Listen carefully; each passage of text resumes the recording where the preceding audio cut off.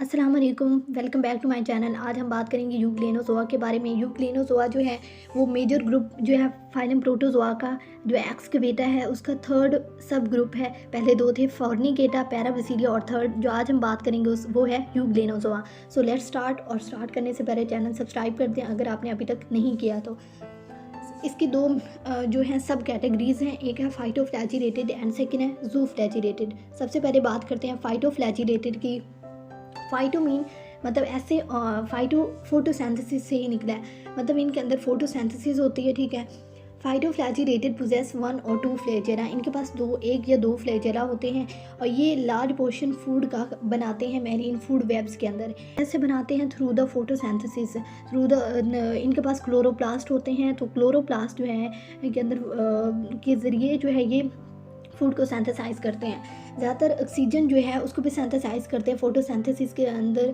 Photosynthesis के ज़रिए aquatic habitats के अंदर जो बहुत ज़्यादा रोल प्ले करती है, तो वो ज़्यादातर फाइटोफ्लैजिलेटेड प्रोटोजोआ ही बनाते हैं। अब इसकी एग्जांपल है यूग्लेना, उसके बारे में बात करते हैं। यूग्लेना फ्रेश वाटर फाइटोफ्लैजिलेटेड प्रोटोजोआ है। सेकेंड पॉइंट है इसमें कि ये इनके पास क्लोरोप्लास्ट होता है, मतलब जो ऐसी ऑर्गेनेली इनके पास होती है क्लोरोप्लास्ट जो कि सिंथेसाइज करती, जो कि फोटोसिंथेसिस में इन्वॉल्व होती है। और इनके पास पायरीनोइड होता है, इनके क्लोरोप्लास्ट के पास पायरीनोइड होता है। पायरीनोइड जो है बेसिकली एक नॉन मेम्ब्रेन बाउंड ऑर्गेनेली होती है जो कि क्लोरोप्लास्ट के अंदर प्रेजेंट होती है, जो कि स्टोर करती है और सिंथेसाइज करती है पॉलीसेकेराइड्स को। तो इनके पास अगर इनको डार्क एरिया के अंदर रखा जाए तो इनके पास ये अपना कलर ग्रीन कलर जो है, जो कि इनके पास क्लोरोफिल पिगमेंट की वजह से होता है, तो ये अपना लूज़ कर देते हैं। और उसके बाद ये अपनी क्योंकि फोटोसिंथेसिस का प्रोसेस तो ये कर नहीं सकेंगे, इसीलिए ये यूग्लेनाइड्स जो हैं ये क्या करेंगे, एब्जॉर्प्शन के ज़रिए फीड करेंगे। उसके बाद एक और कुछ यूग्लेनाइड्स होते हैं, उनके पास क्लोरोप्लास्ट या क्लोरोफिल बिल्कुल होता, क्लोरोप्लास्ट बिल्कुल नहीं होता। ये हेटरोट्रॉफिक होते हैं, अपनी फूड खुद तैयार नहीं कर सकते। तो इसकी एग्जांपल है पैरानीमा, ये देख भी सकते हैं इसकी डायग्राम आप। उसके बाद नेक्स्ट जो है यूग्लेना जो है ये डिफरेंट लाइट इंटेंसिटीज़ जो है उसके मुताबिक अपनी जो मोशन होती है, डायरेक्शन होती है, उसको चेंज करता रहता है। इनके पास फोटो रिसेप्टर एक होता है जिसको कहते हैं इनके पास फोटो रिसेप्टर फ्लैजेला के नीचे प्रेजेंट होता है, फ्लैज, और उसको कवर किया होता है स्टिग्मा ने, जो कि एक कवर शील्ड होती है, पिगमेंट शील्ड होती है, उसने कवर किया होता है। अब स्टिग्मा का काम क्या होता है कि जो भी लाइट रेज आ रही होती हैं वो स्ट्राइक करती हैं स्टिग्मा को, तो स्टिग्मा उन्हें स्ट्राइक करती हैं फोटो रिसेप्टर को। तो स्टिग्मा का काम होता है कि वो सिर्फ फोटो रिसेप्टर को स्ट्राइक करें सिर्फ एक डायरेक्शन से, और जिस डायरेक्शन से स्ट्राइक करती हैं फिर उसी डायरेक्शन में यूग्लेना जो है वो मूव करना स्टार्ट कर देता है।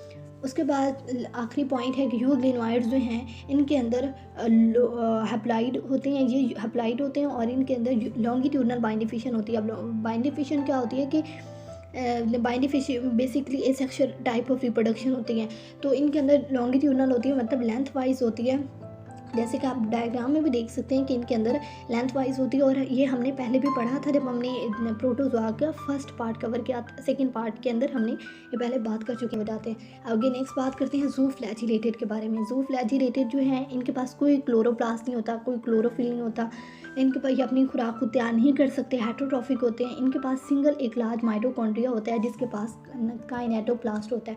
जैसे कि आप ये इस डायग्राम में देखें, काइनेटोप्लास्ट ये माउथ के साथ प्रेजेंट है। काइनेटोप्लास्ट बेसिकली ये मैस होता है जिसके अंदर डीएनए प्रेजेंट होता है। उसके बाद कुछ इसके मेंबर्स जो हैं जूफ्लैजिलेटेड्स के, ये ह्यूमंस के पैरासाइट्स होते हैं। जैसे कि एग्जांपल है ट्राइपैनोसोमा ब्रूसी। ट्राइपैनोसोमा ब्रूसी जो है इसकी फर्दर सब स्पीशीज़ भी हैं, ट्राइपैनोसोमा ब्रूसी, टीबी गैम्बेंसी, टीबी रोडेंस, और इस सारे तीनों स्पीशीज़ को कलेक्टिवली कहते हैं trypanosoma Brucie complex. Trypanosoma Brucie में पहला जो है ट्राइपैनोसोमा ब्रूसी के देखें तो ये जो है ये नॉन ह्यूमन मैमल्स जो हैं अफ्रीका के अंदर उनमें उनका पैरासाइट है।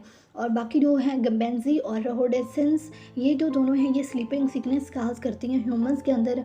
इसकी इनका जो वेक्टर है इन तीनों स्पीशीज़ का वो एक ही है, उसको कहते हैं सीसी फ्लाई।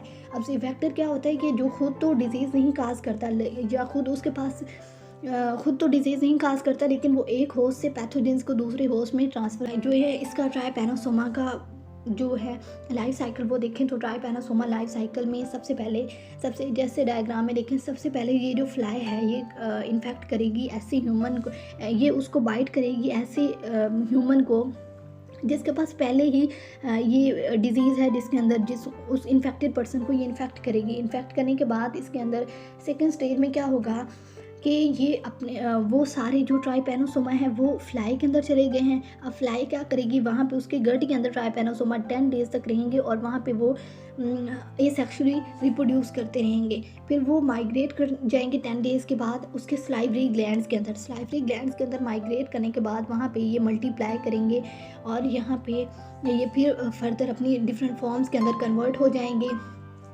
जब सीसी फ्लाई जो है फिर वो बाइट करेगी और होस्ट को बाइट करेगी और वहाँ पे वो स्लाइवरी सिक्रीशंस जो थी अपना ट्राइपैनोसोमा जो है वो दूसरे होस्ट को जो है उसके अंदर मुंतकिल कर देगी, ट्रांसफ़र कर देगी। तो ट्राइपैनोसोमा फिर दोबारा से न्यू होस्ट के अंदर जो है वो उसके अंदर जाएंगे और वहाँ से उसके अंदर रिप्रोडक्शन होगी। फिर एक्चुअली वो रिप्रोड्यूस करेंगे, फिर बहुत सी बॉडी फॉर्म्स बनेंगी और फिर इसी तरह नेक्स्ट साइकिल ऐसे ही चलता रहेगा। अब जो है ट्राइपैनोसोमा जो है बेसिकली जो जिन पार्ट्स के अंदर रहते हैं बॉडी के, ब्लड है, lymph, spleen, central nervous system and cerebro spinal fluid. अब सेरिब्रो स्पाइनल फ्लूइड के अंदर रहते हैं, इन पार्ट्स के अंदर रहते हैं। अब ट्राइपैनोसोमा जब किसी भी ह्यूमन जो है ह्यूमन के अंदर जब ये उनके सेंट्रल नर्वस सिस्टम को इफेक्ट करती है, तो सेंट्रल नर्वस सिस्टम के अंदर जब ट्राइपैनोसोमा इंटर करेंगे तो वो काज करेंगे, जब वहाँ पे ये मेंटल डलनेस काज करेंगे, फिर बॉडी के अंदर कोऑर्डिनेशन नहीं रहेगी। उसके अलावा ये डिफरेंट जो है इसमें स्लीपीनेस, अफ्रीकन स्लीपिंग सिकनेस काज करेंगे। अफ्रीकन स्लीपिंग सिकनेस क्या है कि और आदमी को पता ही नहीं चलेगा और वो सो जाएगा, मतलब वो अपनी डे टाइम एक्टिविटीज़ में जिसमें नॉर्मल वो काम कर रहा होता है लेकिन और वो काम कर रहा होगा लेकिन वहाँ पे वो सो जाएगा और उसको खुद को पता ही नहीं होगा, मतलब उसका अपने ऊपर कंट्रोल ही नहीं होगा उसकी स्लीप पे।